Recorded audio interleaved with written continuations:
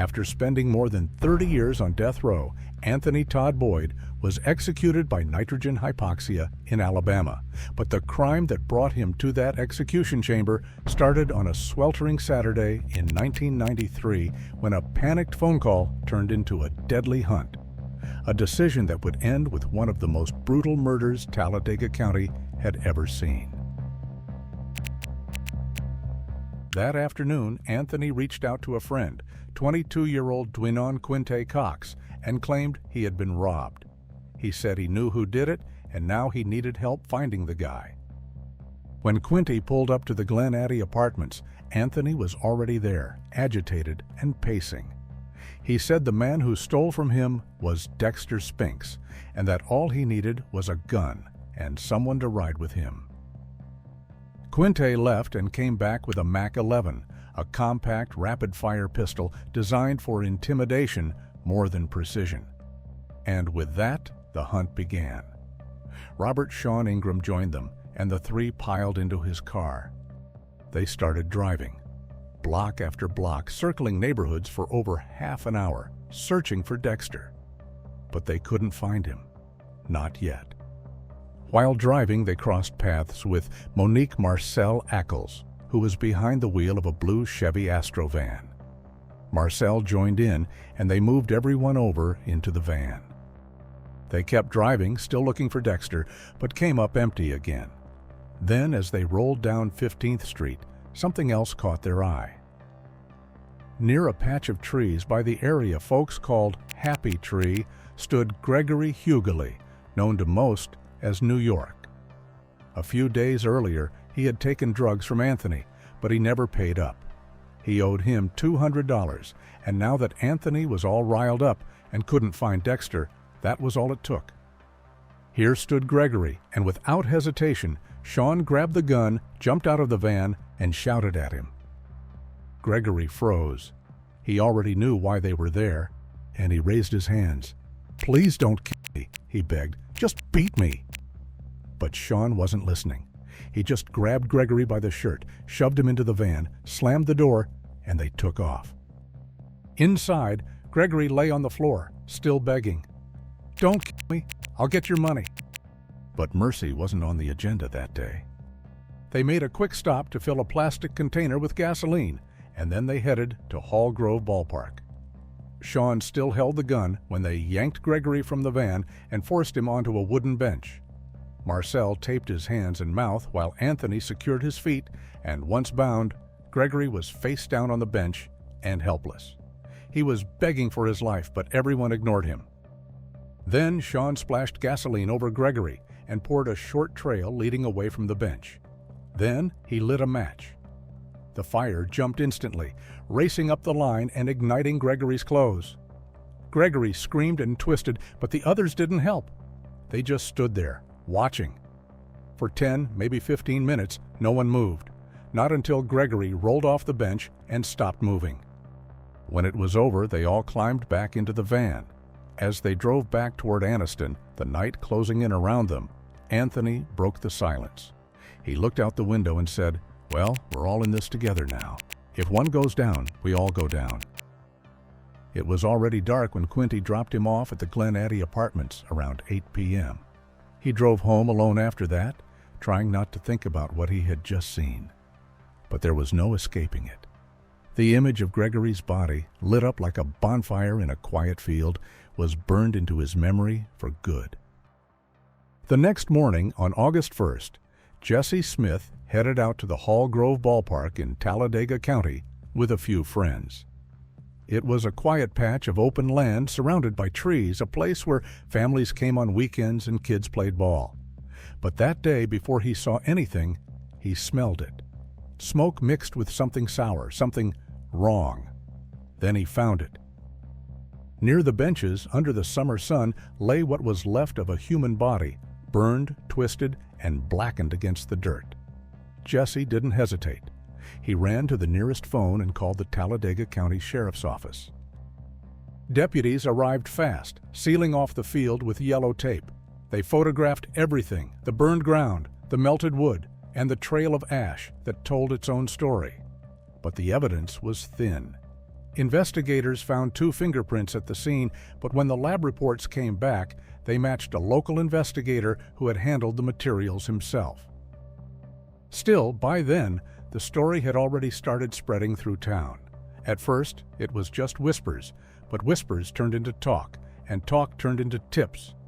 And it didn't take long before names surfaced: Anthony Boyd, Robert Sean Ingram, Monique Marcel Ackles, and Dwinon Quinte Cox.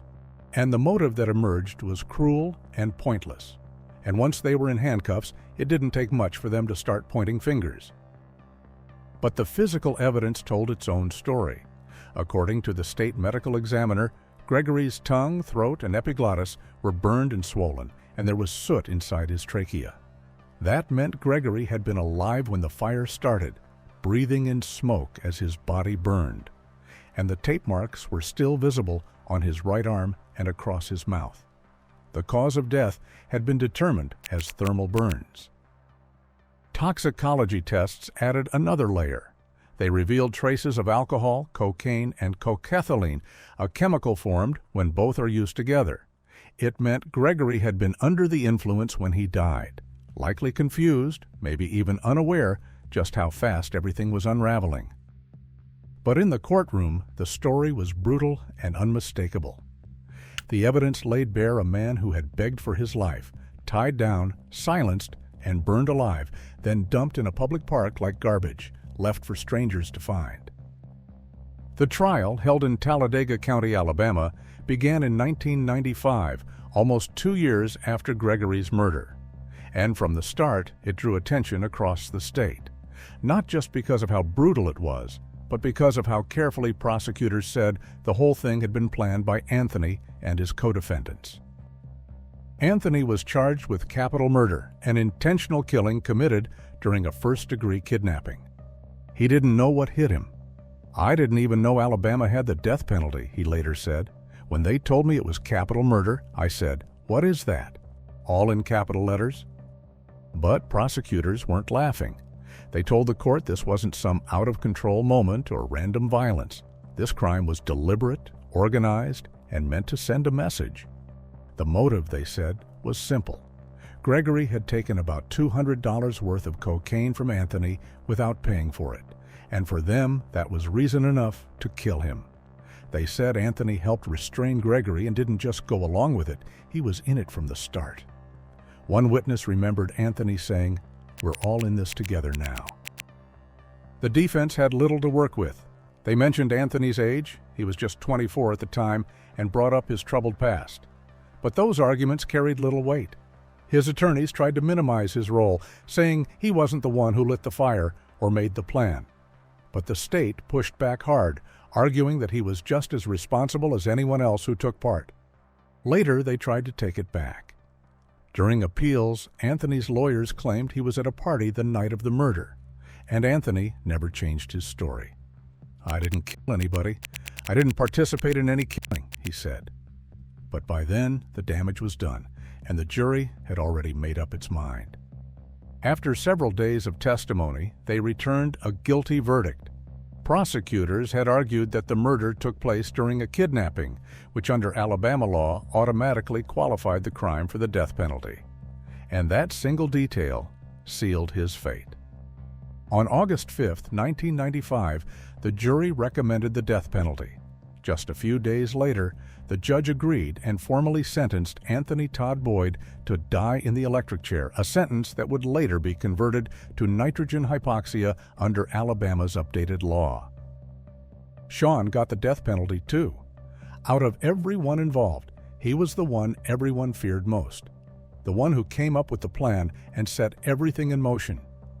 It was Sean who held the gun, grabbed Gregory off the street, and shoved him into that van.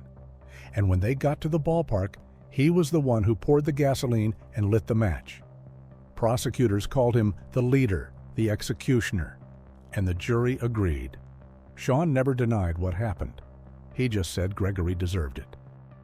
Now, more than 30 years later, he is still on death row at Holman Correctional Facility, waiting for the same fate Anthony met. Marcel's fate looked different.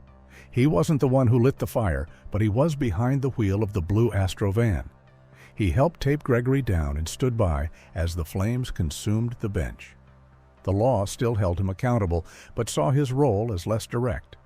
Marcel took a plea deal, avoiding the death penalty by agreeing to testify. In exchange, he received life in prison without parole, where he remains to this day. Quinte played the smallest role, but he still had blood on his conscience. He supplied the gun and followed the van in his own car, trailing behind as Gregory was taken toward the park. He claimed he didn't know how far it would go, but by the time he realized, it was already over. In court, Quinte became a state witness. He described the kidnapping step by step and repeated what Anthony had said on the drive back to Anniston. "We're all in this together now." That testimony spared him from a harsher sentence. He was given life with the possibility of parole, a punishment that kept him locked away but didn't take away hope. Since then, he has been released in 2009. Anthony, though, never got that chance. His death sentence remained intact through decades of appeals. The Alabama Supreme Court and later the federal courts reviewed claims of ineffective legal defense and misconduct from prosecutors, but each time they upheld the conviction and the sentence. Still, Anthony kept saying he was innocent.